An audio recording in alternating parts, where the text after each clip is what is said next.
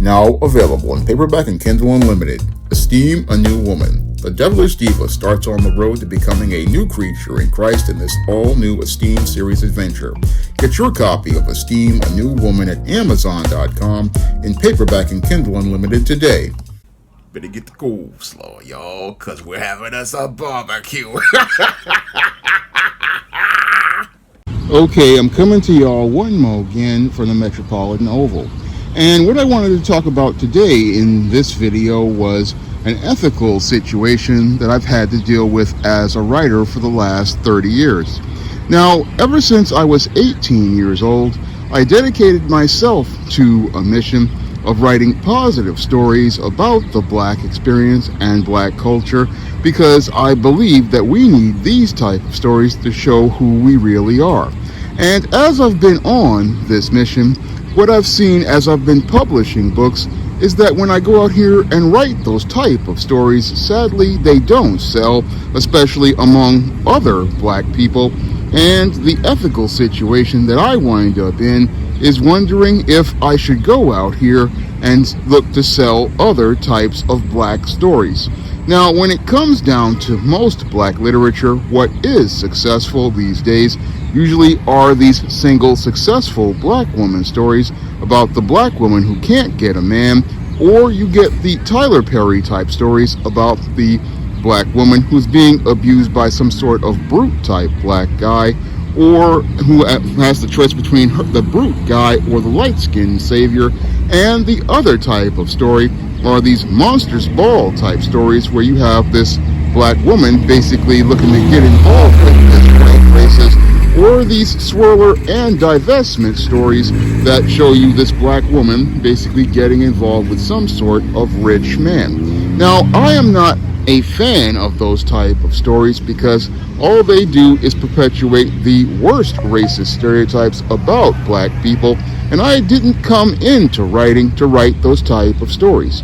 No, I wanted to go out here and write stories that showed you a richer picture of Black life, but the conflict I have is that I need to make a living, and the thing that people be telling me sometimes is that sometimes you have to go out here and give the customer what they want. But as I see it, it wouldn't be ethically right to give Black people that type of literature, because that type of literature in and of itself is toxic to Black people, and as it's toxic to Black people, it would not be something that I would feel right about giving to Black readers. And I wouldn't feel right about giving that to Black readers because, one, it goes against my overall principles and everything that I stand for, and it also goes against everything that I believe as related to being a person, as related to my core values, and it also, I believe, goes against everything that is related to my relationship with God, because if I already know that this type of material is toxic to Black people, then I would be the one who would be beaten with more stripes by God for going out here and presenting that material, because I would be the one who would know better that this material is toxic, and I would be out here willingly giving that to Black people. And that's something that basically is the ethical conundrum that I have been dealing with for many years. I really, again, want to go out here and continue writing the type of stories that I write, but the problem I run into is that those stories really don't make a lot of money or generate a lot of sales. And the whole thing is that if I go out here and give many of the Black readers what they believe that they want, I would be, again, compromising my core values. I would be going out here and betraying everything I believe in, and even betraying the God that I serve, because if I know better, I'm supposed to be out here presenting an example of Christ, and as someone presenting an example of Christ, I'm supposed to show people how to do better if I know what is better. I'm not supposed to go out here and give people exactly what they want if it's detrimental or destructive to them, because that in and of itself is what a person with no sort of character or ethics would do.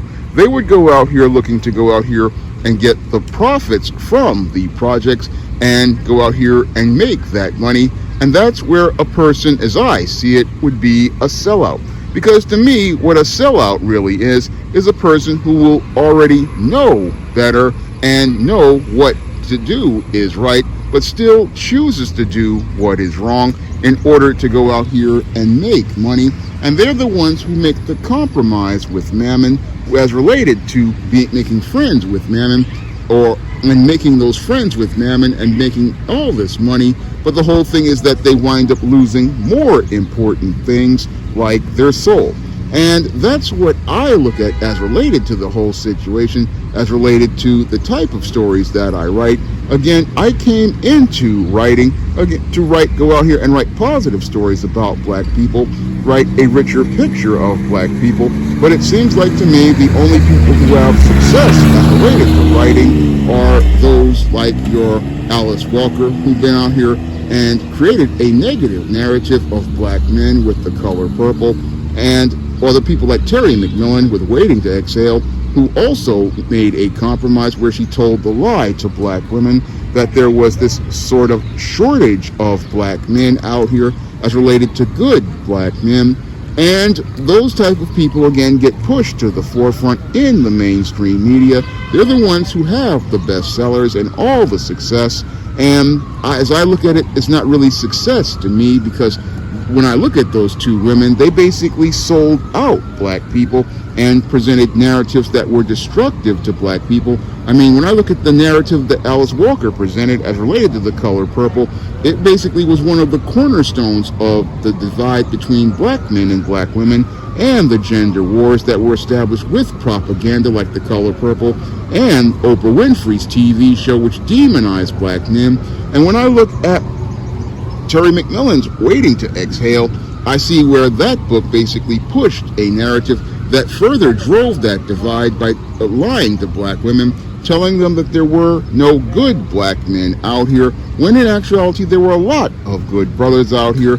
But the problem was that many of the black women were being misled by Pied Pipers who had gone out here and compromised their ethics, gone out here and looked to say that they had success, when in actuality what they had done was completely sell out. And that's what I look at as the ethics situation that I don't want to really be a part of. No, as a creator, I want to try to maintain my integrity, because I know at the end of this life, I have to be accountable to God, and as He brings an account of my record, I have to go out here and show a record of looking to bear fruit as related to the fruit of the Spirit. That's what I have to do as I'm out here as a servant of Christ. I have to go out here and look to bear fruit out here, and I try to do that through the literature that I try to write, where I try to show examples of Christ, like with the book The Temptation of John Haynes, where I showed how this John Haynes character basically showed an example of Christ to the demon esteem, and basically led to her life being transformed. And other books I've done, like Eternal Night, showing us the importance of the gospel as related to people in a vampire story. Again, as I'm doing this, what I'm trying to show is that example of Christ, as I'm showing a positive and more balanced picture of black people. And that was my mission as a writer. It was my mission as a writer, but sadly, I don't see where there's much economic success. And as someone who's been out of work for such a long time, I wanted to see some sort of success as a writer, but I don't really think that that type of success is worth going out here making compromises that would basically just show how I'm betraying myself, betraying my character, and betraying everything that I believe in. I mean, when I look at the whole frame of success, overall, I look at success as related to doing what is right, and what I want to do is what's right. I want to do what's right as related to things, but I look at the whole situation, as related to the whole ethical situation, and that's where I start to have this whole dilemma that I've had for many years.